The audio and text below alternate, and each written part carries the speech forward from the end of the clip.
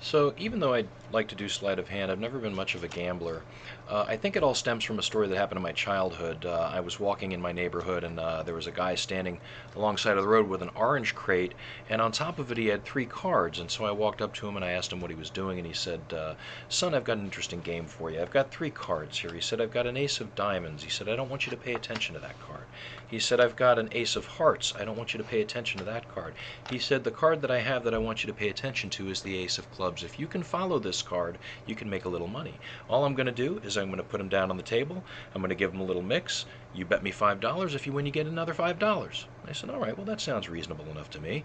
So I put down $5. He started out. He just put it down on the table, and he didn't really give it much of a mix at all. I was kind of surprised.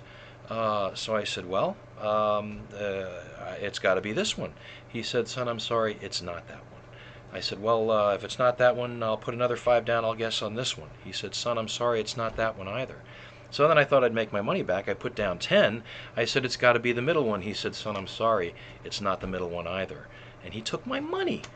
I said, "Look, this is an unfair game. There's no way to win this." He said, "Well, son, you could have picked this right-hand one, and that would have won you some money.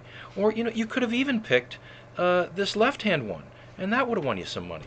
He said, "You could have even picked this middle one, and you would have won some money there as well." I said, "Look, uh, enough of this with the picking up two cards with one hand nonsense." I said, I'll bet if you'll just do a simple put the cards on the table, then maybe I'll spend some more money." The guy said, "All right, let's give it a try." I said, "All right, here's the ace of hearts. All right, we're going to put it down on the table. The ace of clubs, remember that's the one you're supposed to be paying attention to. We'll put him down. We'll put the ace of diamonds down, and I'll give him a little mix. Where do you think it is?" I said, "Well, I mean, clearly it's the middle one."